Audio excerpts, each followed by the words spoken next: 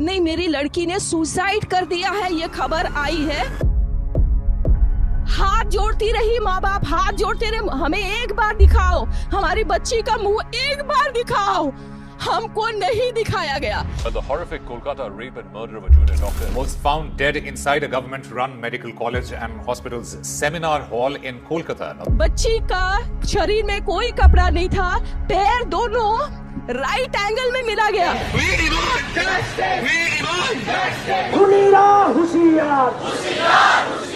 चश्मे को कूटा गया, जिसकी वजह से आंखों से खून निकल गया, गला दबाकर मारा गया। कोलकाता में जो हुआ है उससे सिर्फ मेडिकल फ्रेटर्निटी नहीं, पूरा देश काफी शॉक्ड है। जिस तरीके की डिटेल्स आ रही हैं पोस्टमार्टम रिपोर्ट से, जिस तरीके की इंफॉर्मेशन आ रही है कि ममता बनर्जी सरकार ने इसको मिस हैंडल किस तरीके से किया, कवर अप करने की क्या कोशिश हो रही है, उससे ऑब्वियसली लोग, खासा की डॉक्टर्स काफी नाराज हैं, स्टूडेंट्स काफी नाराज हैं। बहुत सारे सब्सक्राइबर्स ने हमें लिखकर बताया, हमारे जो मेंबर्स हैं उन्होंने लिखकर बताया कि इस पर एक डिटेल्ड एपिसोड की दरकार जरूर है। क्या गेम खेला जा रहा है, क्या सच छुपाया जा रहा है, और मैं इस बात से बिल्कुल अग्री करता हूं। क्या इस पर कोई सोल्यूशन है? लेकिन और इस चीज पर मैं आपको आगाह करना चाहता हूं। एपिसोड तो हम ऐसे इश्यूज पर बनाते आए हैं, बनाते रहेंगे, लेकिन मैं आज आपको एक चीज पर आगाह भी करना चाहता हूं कि ये जो कांड हुआ है कोलकाता में, ऐसे कांड पहले भी होते आए हैं और होते भी रहेंगे हमारे आउटरीच के बावजूद। सोल्यूशन है, और सोल्यूशन के बारे में मैंने एक बार पहले बात की, आज मैं फिर से बात करना चाहूंगा, लेकिन शायद कोई सुनने को राजी नहीं होगा, लेकिन तब भी सोल्यूशन देने की भी कोशिश करूंगा। एपिसोड की शुरुआत से पहले, पूरे डिटेल्स से पहले, जो पॉलिटिक्स खेला जा रहा है उससे पहले, मैं बस आपसे ये रिक्वेस्ट करूंगा कि ये कुछ चंद इंसिडेंट्स याद कर लीजिए, फिर एपिसोड शुरू करते हैं। Nirbhaya rape case, Shakti mills rape case, Hathras gang rape case, Kathua rape case, Unnao rape case, Asaram Bapu parole, Baba Ram Rahim parole. अब शुरुआत करते हैं। मैं आपको बताता हूं हुआ क्या इस केस में, अगर आप अभी भी अनजान हो, अगर आप कभी हॉस्पिटल गए हो पिछले एक हफ्ते में, तो शायद इस केस के बारे में आपको सारी डिटेल्स पहले ही मालूम हो चुकी होंगी। अगर आप न्यूज फॉलो कर रहे हो तो सारी डिटेल्स आपको मालूम होंगी कि कैसे कोलकाता के आरजी कौर हॉस्पिटल में एक महिला की लाश मिलती है, अनड्रेस्ड, हाफ ड्रेस्ड एक लाश मिलती है, और उसके बाद जो डॉक्टर्स हैं हमारे देश में, वो एक जंग का ऐलान कर देते हैं सिस्टम के खिलाफ। होता यूं है कि ये जो सेमी न्यूड बॉडी है, अब मैं टेक्निकली नाम नहीं ले सकता हूं, टेक्निकली मैं पिक्चर नहीं दिखा सकता हूं, क्योंकि हमारे देश में ऐसे रूल्स और रेगुलेशंस हैं कि मैं रेपिस्ट की पिक्चर दिखा सकता हूं, एलिजेड रेपिस्ट का नाम ले सकता हूं, लेकिन जिसे हत्या कर दी गई है रेप के बाद, मैं उसकी छवि आपको नहीं दिखा सकता हूं, उसका नाम मैं लीगली नहीं ले सकता हूं। तो हम ये बोलेंगे कि ठीक है, post graduate trainee, PGT doctor, वो गई एक सेमिनार हॉल में थोड़ा आराम करने के लिए। उसने डिनर किया था अपने जूनियर्स के साथ रात के 2 बजे। 36 आवर लॉन्ग शिफ्ट के बाद आदमी परेशान, आदमी थक जाता है। एक महिला जाएगी कहां? कोई रेस्ट रूम नहीं है, कोई फैसिलिटी नहीं है, तो सेमिनार रूम में जाकर सोचा होगा उसने कि मैं वहां जाकर थोड़ा रेस्ट करती हूं। सुबह उसकी मरी हुई बॉडी वहां से मिलती है। जो फर्स्ट कॉल किया गया था, देखिए शक की सुई कैसे शुरुआत होती है, फर्स्ट कॉल से। आप सोचिए कि कवर अप, जो लोग कह रहे हैं कि रेप और मर्डर तो हुआ है और एक अरेस्ट भी हुआ है, लेकिन कवर अप कैसे पॉइंट 0 से शुरुआत हो गई थी। जो फर्स्ट कॉल किया जाता है कोलकाता डॉक्टर के इस मर्डर रेप केस में, फैमिली को बताया जाता है कि महिला की मौत सुइसाइड से हुई थी, और इससे पूरी कहानी शुरू होती है रेप की, मर्डर की, गैंग रेप की, कवर अप की, पॉलिटिकल पेट्रोनेज की।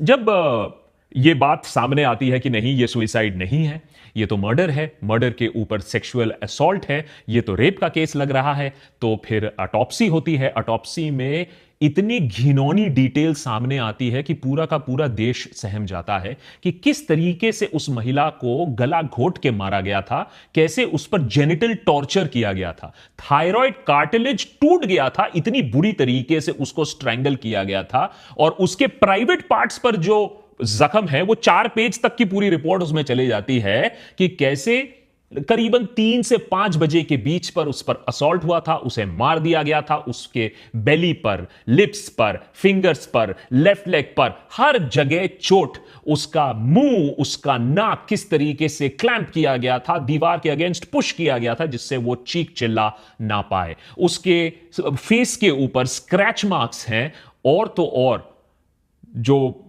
इमेजेस आती हैं जो पहले उसमें यह भी दिखाया जाता है कि कैसे उसके मुंह से खून, उसके आंखों से खून निकलता है।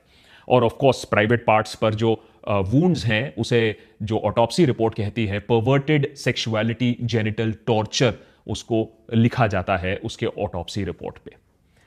तो जब ये सारी चीज हुई थी तो सवाल ये है कि जब उसकी मां वहां पहुंची हॉस्पिटल में, सुइसाइड का केस जब उनको बताया गया, तो सुइसाइड के बाद उनकी बेटी की बॉडी को क्यों नहीं देखने दिया गया? उनकी मां का कहना है कि मैं उनसे गिड़गिड़ाती रही, भीख मांगती रही कि मुझे अपनी बेटी का शव तो देखने दो, लेकिन उसे नहीं देखने दिया गया। सोचिए, अगले दिन के 2 बजे माने जो मौत हुई थी करीबन उसके 12 घंटे बाद उसकी मां को उसकी डेड बॉडी देखने को दिया गया था।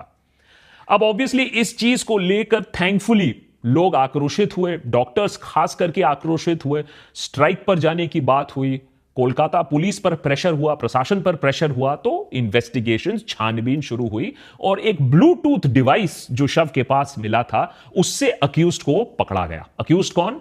ये है एक एलिजेड अक्यूज्ड, और इस बात को कोई मानने को अभी तैयार नहीं है। डॉक्टर फ्रेटर्निटी में तो डेफिनेटली कोई बात ये मानने को तैयार नहीं है कि ये संजय रॉय जो है यही है ओनली अक्यूज्ड। लेकिन एक अक्यूज को अरेस्ट किया गया था। हो सकता है इसके पीछे बड़ा षड्यंत्र है। संजय रॉय सीसीटीवी फुटेज में दिखाई देते हैं, सस्पिशियसली सेमिनार हॉल के आसपास मंडराते रहते हैं और उनको देखा भी जाता है कि फ्राइडे की अर्ली मॉर्निंग, मैंने भोर सवेरे हॉस्पिटल एरिया से वो निकल रहे थे। पुलिस ने बाद में सारे सस्पेक्ट्स को राउंड अप किया, उनको पूछताछ के लिए बुलाया। पूछताछ के समय सारे लोगों के मोबाइल फोन ले लिए गए। संजय फोन का मोबाइल फोन जब कनेक्ट करने की कोशिश की तो जो शव के पास ब्लूटूथ डिवाइस मिला था वो इमीडिएटली उनके फोन से कनेक्ट हो जाता है। तो सर्कमस्टेंशियल एविडेंस काफी था और उनको अरेस्ट कर लिया गया। अब ये जो रॉय कैरेक्टर है ये भाई साहब बहुत इंटरेस्टिंग है। ये तो अपने आप को ऑलमोस्ट एक कॉप ही समझते थे और अरेस्ट होने के बाद भी इनकी जो अकड़ है वो गई नहीं। टेक्निकली ये civic volunteer with Kolkata police है, और देखिए इस वजह से ये जो पुलिस के तार जुड़े हुए हैं, इस वजह से बहुत सारे लोगों का यही मानना है कि पुलिस में इसके कवर अप करने की कोशिश जरूर की थी। सिविक वॉलंटियर्स होते टेक्निकली कॉन्ट्रैक्चुअल स्टाफ होते हैं। ये कॉप्स को अलग अलग चीजों पे हेल्प करते हैं। ट्रैफिक मैनेजमेंट हो गया, डिजास्टर रिस्पॉन्स हो गया। इनको 12,000 रुपए के आसपास एक सैलरी मिलती है और उनको टेक्निकली तो वो फैसिलिटीज नहीं मिलती हैं जो रेगुलर पुलिस पर्सनल को मिलती हैं। लेकिन देखिए कि कितनी पकड़ थी इनकी कि ये आरजी खार मेडिकल कॉलेज और हॉस्पिटल में इनके पास एक्सेस था। सारे डिपार्टमेंट्स में ये भाई साहब रॉय घूमते रहते थे और ये एक पार्ट ऑफ अ रैकेट थे। ये जो स्टेट रन हॉस्पिटल्स होते हैं कि पेशेंट्स को हम चार्ज करेंगे, एडमिशन के लिए हम हफ्ता वसूली करेंगे, जिसको एडमिशन नहीं करा पाए उनको आसपास के क्लिनिक्स में बेड मुहैया कराएंगे, ये सारा दलाली का काम ये करता था। अब कहा यह जा रहा है, रिपोर्ट्स ये दिखा रही हैं कि इनकी जो अकड़ है ये गई नहीं है। ये कह रहे हैं कि भैया लटकाना है तो मुझे लटका दो। इनके मोबाइल फोन से भी काफी सारा पोर्नोग्राफिक मटेरियल मिला है। ये एक वुमेनाइजर बताए जाते हैं, 4 बार शादी कर चुके हैं। एक डिस्टर्बिंग और वायलेंट स्ट्रीक रहा है इनमें। सारे जो शादी की थी इन्होंने वो डोमेस्टिक वायलेंस के चक्कर में ही सारी शादियां टूटी है। तो एक हिस्ट्री है of physically abusing his wives. लेकिन देखिए तब भी पुलिस में इनको एक्सेस मिल गया। यही नहीं, सबसे शायद घिनौनी और चौंका देने वाली बात यह भी थी कि देखो लॉ एंड ऑर्डर का कैसे मजाक उड़ता है। चाहे वो निर्भया का केस हो या ये कोलकाता में केस हो, दोनों केसेस में ही अक्यूज जो है वो घर में जाकर सो जाता है। आप इतनी घिनौनी कांड करते हो लेकिन इतना कॉन्फिडेंस है कि आपको कुछ नहीं होगा, आप बच जाओगे, कि आप घर में जाकर सो जाओगे, आप भागने तक की कोशिश नहीं करोगे। तो एक तो हुई कि यहां लॉ से तो किसी को डर नहीं लगता है और उन्होंने सोचा होगा भाई हम, हो सकता है ऐसे कांड पहले भी किया हो इस कैरेक्टर ने। ये सारी चीजें तो अभी इन्वेस्टिगेशन में सामने आएगी। लेकिन जो दूसरे गुस्से का कारण है वो है कि ममता बनर्जी गवर्नमेंट ने इतनी बुरी तरीके से इस केस को मेसअप किया, इतनी गंदी इनसेंसिटिविटी दिखाई, जिसके वजह से लोगों का आपा और भी खो गया। अब देखिए वेस्ट बंगाल सरकार क्या करती है। डॉक्टर संदीप घोष हैं, ये हैं प्रिंसिपल ऑफ आरजी खार मेडिकल कॉलेज। हाँ, इनके ऊपर जब प्रेशर आया, जब वहां के डॉक्टर्स रेजिडेंट्स ने प्रोटेस्ट किया, तो इन्होंने पहले तो रिजाइन करने से मना कर दिया। पहले तो इनके इनिशियल स्टेटमेंट्स थे कि उस लड़की को वहां जाने की क्या जरूरत थी। ऐसी घटिया भद्दी मेंटालिटी वाले तो प्रिंसिपल थे। जब प्रेशर में आए तो मॉरल रिस्पॉन्सिबिलिटी लेकर भाई साहब रिजाइन कर देते हैं। अब देखिए वेस्ट बंगाल गवर्नमेंट, ममता बनर्जी की सरकार, उनको 8 घंटे के अंदर अंदर रेजिग्नेशन लिया है आपने मॉरल रिस्पॉन्सिबिलिटी लेकर। 8 घंटे के अंदर अंदर Calcutta national medical college hospital के आप उनको शिफ्ट कर देते हो और वहां के प्रिंसिपल बना देते हो। ऑब्वियसली इससे और स्टूडेंट्स का आपा सामने आता है। अब सीएनएमसी जहां डॉक्टर संदीप घोष को अब लगाया गया है, तो वहां के स्टूडेंट्स ने कहा कि ये तो हम होने नहीं देखते। उन्होंने डॉक्टर संदीप घोष का कमरा ही लॉक कर दिया, उसके सामने धरना लगा दिया, बोला कि हम ये सरकार को ये काम नहीं करने देंगे। पहले तो आप रिलक्टेंट थे उनको वहां से जाने कार हॉस्पिटल से, और उसके बाद आप 8 घंटे के अंदर अंदर उन्हें रीलोकेट करते हो सीएनएमसी पर। तो ऑब्वियसली कहीं ना कहीं सरकार की भी दया दृष्टि है इस इंसान पर। As a matter of fact, Akhtar Ali जो एक्स डेप्यूटी सुपरिटेंडेंट है RG Kar college medical college के, वो कहते हैं कि ये जो कैरेक्टर है ये बहुत ही करप्ट पर्सन है। ये स्टूडेंट्स को फेल करता था, ये 20% कमीशन खाता था टेंडर ऑर्डर से, ये अल्कोहल देता था स्टूडेंट्स को। तो ये अपने आप ही काफी डूबियस पर्सन है, माफियोसी टाइप पर्सन इसे बोला जाता है। अपने बाउंसर लेकर कोई प्रिंसिपल ऐसे चले जाता है तो बहुत शक की बात होती है। जब इतना बड़ा बखेड़ा खड़ा हुआ, जब ये जो शिफ्ट करने की जो कोशिश हुई वो जब सामने आया, उसके बाद ममता बनर्जी प्रेशर में आकर कहती हैं कि नहीं नहीं देखिए हम तो आपके साथ हैं, हम तो डेथ पेनल्टी चाहते हैं जो अक्यूज्ड है, और I endorse the demands made by junior doctor कि भैया इसे कड़ी से कड़ी सजा मिले। और ममता बनर्जी ने मंडे को अल्टीमेटम भी दिया पुलिस को कि नहीं नहीं, अगर तुमने केस संडे तक सॉल्व नहीं किया तो मैं सीबीआई को प्रोब दे दूंगी। लेकिन ममता बनर्जी की ये जो धमकी थी, ये हाईकोर्ट ने आकर उस पर पानी फेर दिया, क्योंकि संडे तक कोई इंतजार करने को तैयार नहीं था। हाईकोर्ट ने आकर डॉक्टर संदीप घोष को पहले तो फटकार लगाई कि सबसे पहले तो आपका जो रवैया था इस केस को हाईलाइट करने के बाद वो काफी डिसहार्टनिंग था, आप प्रोएक्टिव नहीं थे। उसके बाद आप 8 घंटे के अंदर दूसरे कॉलेज में ट्रांसफर ले लेते हो, मॉरल रिस्पॉन्सिबिलिटी लेने के बाद इमीडिएटली आप कहीं और चले जाते हो। यह नहीं चलेगा, आपकी ड्यूटी से हम रिलीव करते हैं और घर पर जाइए, जाकर बैठिए। और कैलकाटा हाईकोर्ट ने स्टेप इन करके यह पूरा मामला इमीडिएटली सीबीआई को हैंडल कर दिया। अब कोई कोलकाता पुलिस की इंटरवेंशन की जरूरत नहीं है, अब यह सीबीआई इस मैटर को प्रूव करेगी। तो सवाल यह है कि अगर अक्यूज्ड ऑलरेडी जेल में है, अगर अरेस्ट हो चुका है, ममता बनर्जी खुद ही कह रही है कि सीबीआई को हम प्रोब खुद ही सौंप देंगे, तो इतनी जल्दी क्या थी सीबीआई प्रोब की? सारे लोग कोलकाता पुलिस को क्यों बिलीव नहीं कर रहे थे और सीबीआई प्रोब की मांग क्यों कर रहे थे? सबसे बड़ा सुइसाइड एंगल फर्स्ट डे से ही, फर्स्ट आवर से ही करने की क्या जरूरत थी? किसको बचाने की कोशिश कर रही थी वहां की प्रशासन, किसको बचाने की कोशिश कर रही थी पुलिस? तो वो अपने आप में काफी शक का एक बहुत बड़ी वजह बनती है। उसके बाद ये जो फाउल प्ले है कि किस तरीके से फैमिली को छुपाने की कोशिश हो रही थी, मिसगाइड करने की कोशिश हो रही थी, और अब तो बंगाल डॉक्टर्स क्लियरली एलिगेशन लगा रहे हैं कि जो एविडेंस है उसके साथ भी टैंपर करने की कोशिश हुई है। वहां पेंटिंग चालू हो गया है, वहां रिकंस्ट्रक्शन वर्क चालू हो गया है, क्राइम सीन को टैंपर करने की कोशिश हुई है पिछले कुछ दिनों में। और पुलिस प्रोटेक्शन तो कहीं ना कहीं से थी इस रॉय इंसान को, और इसीलिए जरूरत है कि पुलिस इसको इन्वेस्टिगेट ना करे, क्योंकि ये इंसान जाकर निन्नी कब का सोया कहां?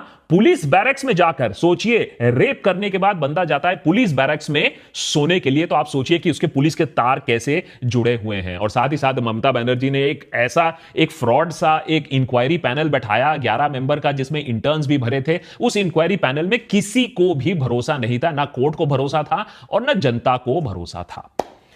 लेकिन ये जो प्रोटेस्ट हम देख रहे हैं, जो नेशन वाइड प्रोटेस्ट देख रहे हैं, बाय द वे याद रखिए, ये सिर्फ एक केस की वजह से नहीं है।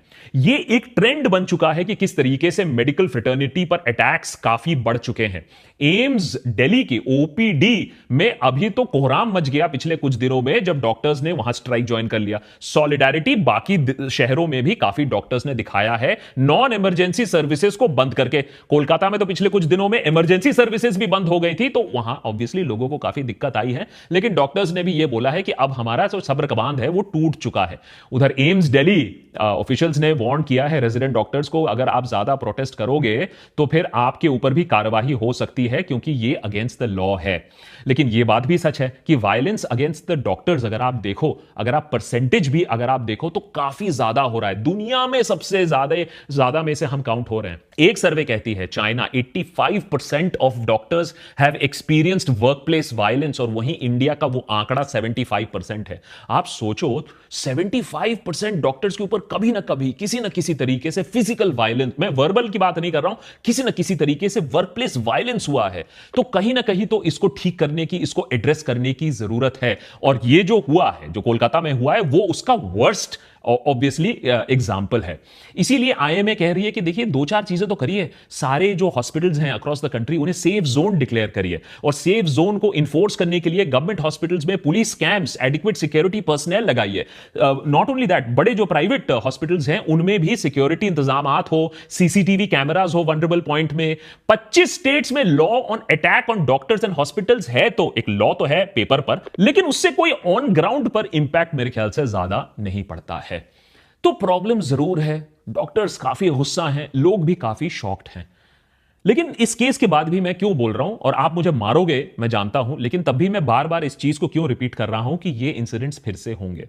ये इसलिए होंगे, और मेरी जो नेगेटिविटी है और जो मेरी पेसिमिज्म है उसको जरा माफ करिएगा, ये इसलिए होंगे क्योंकि हम बार बार ऐसी चीजें कवर करते आए हैं, इनजस्टिसेस कवर करते आए हैं। लेकिन प्रॉब्लम यह है कि हमारा जो आउटरीच है ना, वो सिर्फ 2 दिनों के लिए होता है।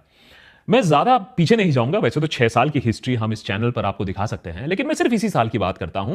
और मैं आपसे पूछूंगा कि इन चीजों के बारे में आप मुझे अभी का स्टेटस बता दीजिए, इन चीजों के बारे में आप मुझे अपडेट बता दीजिए, इन चीजों के बारे में आप मुझे बता दीजिए कि क्या एक्शन लिया गया था, आपके आउटरीच का क्या हुआ, इन चीजों पर अटेंशन देकर, फोकस कर 2 दिन आउटरीच कर। लद्दाख प्रोटेस्ट से शुरुआत करते हैं। फार्मर प्रोटेस्ट एंड डिमांड्स की अगर हम बात करें, एमएसपी की इशू की बात करें, इलेक्टोरल बॉन्ड जो स्कैम जो एक्सपोज किया सुप्रीम कोर्ट में, उसके बाद क्या हुआ, प्रज्वल रेवन्ना के साथ क्या हुआ, संदेश खाली में आप लोग ने बहुत सारा और मैंने आउटरीच किया, एपिसोड बनाया, उसमें क्या हुआ, Pune Portia hit and run case में हमने मल्टीपल एपिसोड्स बनाए और पुलिस ने भी कहा हम पूरा एक्शन लेंगे, उसमें क्या हुआ, कोटा सुइसाइड जो हर दूसरे दिन रिपोर्ट होते रहते हैं, उसमें क्या हुआ, दिल्ली फ्लड हो गया, गुरुग्राम डूब गया, उस पर किसी पर एक्शन हुआ, यूपीएससी एंट्रेंस स्कैम साफ साफ सबको दिखता है कि किस तरीके से ओबीसी सर्टिफिकेट और डिसेबिलिटी सर्टिफिकेट लेकर लोग यूपीएससी, सबसे प्रेस्टिजियस यूपीएससी को भी स्कैम बना के रखा है, उसका क्या हुआ, नीट में सबको मालूम है पेपर लीक हुआ, उसका क्या हुआ, और ये जो रिसेंटली यूपीएससी स्टूडेंट बेसमेंट में मारा गया, उस पर क्या कार्यवाही ली, एक्सेप्ट आपने एक एमसीडी के छुट्टू मुट्टू कर्मचारी को सस्पेंड कर दिया। तो सरकार भी कहीं ना कहीं जानती है कि हमारी औकात कितनी है। हमारी औकात है कि 2 दिन हम आउटरीच जरूर कर लेंगे और एपिसोड्स हम बना सकते हैं, लेकिन अल्टीमेटली सीबीआई आने से लोग ये जानते हैं कि ठीक है सीबीआई आ गई है, अब तो मामला सॉर्ट हो जाएगा, हमारा गुस्सा शांत हो जाएगा।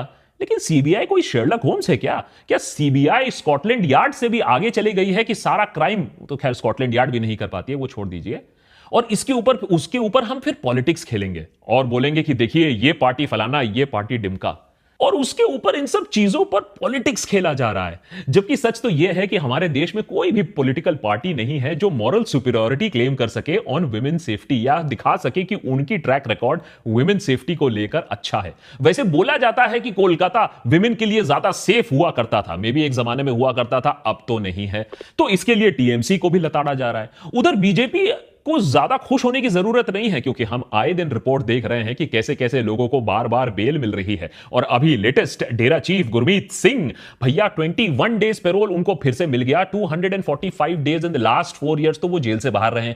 अगस्त में 21 डेज, अगस्त जनवरी 2024 में 50 डेज, नवंबर 2023 में 21 डेज, जुलाई 2023 में 40 डेज, जनवरी 2023 में 40 डेज, 2020-2022 के बीच में 83 डेज।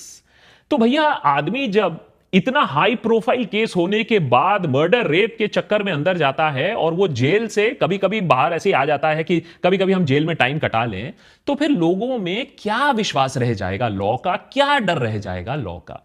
और इसीलिए मैं कहता हूं सोल्यूशन है। सोल्यूशन यह है कि रेपिस्ट कम से कम डरे रेप करने से पहले, रेपिस्ट कम से कम घर ना चले जाए और सो जाए कि मुझे कुछ होने वाला नहीं है। और जैसे कि हमारे देश में स्पेशलाइज्ड क्राइम और सीरियस क्राइम के लिए फाइनेंशियल फ्रॉड यूनिट्स हैं, हमारे पास ईडी है, उसी तरीके से महिलाओं में कॉन्फिडेंस जागृत करने के लिए और देश को महिलाओं के लिए सुरक्षित करने के लिए हमें चाहिए serious crimes against women unit, SCAW, अस्कॉ यूनिट। ये वो यूनिट होगी, जैसे ईडी है, ये वो यूनिट होगी जो सीरियस क्राइम्स अगेंस्ट वुमेन हुए हैं, जो शॉकिंग क्राइम्स हुई हैं अगेंस्ट वुमेन, उनको सिर्फ हैंडल करेगी। एक स्पेशलाइज्ड यूनिट जिनके पास वो फोर्स होगी, जिनके पास वो टेक्नोलॉजी होगी, जिनके पास वो टाइम होगा, क्योंकि याद रखिए आपका और हमारा आउटरीच सिर्फ 2 दिनों का होगा, लेकिन ये जो स्कॉ यूनिट होगी ये एक चीज को पकड़ेगी और उसको नतीजे तक ले जाएगी। और इसके अंडर अगर आप आ गए तो आपका बेल प्रोविजन और आपकी जो पनिशमेंट होगी वो भी दुगनी चौगनी हो सकती है। जो और मैं ये नहीं कह रहा हूं कि ये ईडी की तरह फिर एक पॉलिटिकल टूल बन जाए, एक ट्रांसपेरेंट तरीके से ओपन एंड शट केसेस को with solid proof, with public hearing आप इसको कर सकते हो, जिससे सोसाइटी में भी एक मैसेज जाए कि सरकार सो नहीं रही है। चाहे जो भी हो, अगर कोई हीनस क्राइम हुआ है, जो बर्बरता वाला जो क्राइम है, उसको सरकार छोड़ेगी नहीं, एग्जेम्पलरी पनिशमेंट दी जाएगी। हमारे एक लीगल सिस्टम में प्रॉब्लम यह है कि हम एग्जेम्पलरी पनिशमेंट में बिलीव नहीं करते हैं, और उसी के चक्कर में या तो कुछ लोगों का इनकाउंटर किलिंग हो जाता है, या तो वो केस 100 साल तक चलता है। और इसीलिए शायद लोग इनकाउंटर किलिंग से भी बहुत खुश है कि चलो यही सही, ये वाला जस्टिस ही हमें मिल गया, क्योंकि वो 100 साल वाला जस्टिस तो नहीं मिलेगा। लेकिन एक डेमोक्रेटिक देश के लिए जरूरी है कि हम एक लीगल प्रोसेस के अंदर एक एग्जेम्पलरी पनिशमेंट दे ऐसे हीनस केसेस में। और कभी कभी ऐसे हीनस केसेस में सीसीटीवी फुटेज होता है, बहुत सारे कोरॉबोरेटिव एविडेंस होते हैं, आपके पास साइंटिफिक एविडेंस होता है, तो उससे केस और भी मजबूत हो जाता है। और फाइनली जाने से पहले मैं ये बोलना चाहूंगा कि ये जो लोग इसको इंटेलेक्चुअलाइज करने की कोशिश कर रहे हैं, इस प्रोटेस्ट को, वो ना करें। ये निर्भया 2 नहीं है। As a matter of fact, अगर आप इसको कोलकाता में जो हुआ है उसको निर्भया 2 बोल रहे हो, तो आप निर्भया को ही इंसल्ट कर रहे हो, क्योंकि निर्भया अपने आप में ये पूरा केस एक जोक बन चुका है कि इतना पैसा जो लगाया गया था फॉर वुमेन सेफ्टी, मेरे ख्याल से 7,000 करोड़ रुपए, उस रुपए का हुआ क्या? निर्भया 2 बोलने से सिर्फ एक ही चीज समझ में आता है कि निर्भया के बाद कुछ ना बदला। और ऐसी चीजें भी हो रही हैं। चलिए, नाइट मार्च होगा, रिक्लेम द नाइट होगा, इससे अवेयरनेस बढ़ सकता है। लेकिन अगर आप सस्टेन्ड इंपैक्ट चाहते हो, तो आपको सरकार के ऊपर एक स्क्वॉड लाने की जरूरत है, एक स्क्वॉड यूनिट की, जो सीरियस क्राइम अगेंस्ट वुमेन को ट्रैक करेगी और उनको अपने अंजाम तक पहुंचाएगी और परपेट्रेटर्स को छोड़ेगी नहीं, क्योंकि हमारा आउटरीच 2 दिन बाद किसी और चीज पर चले जाएगा।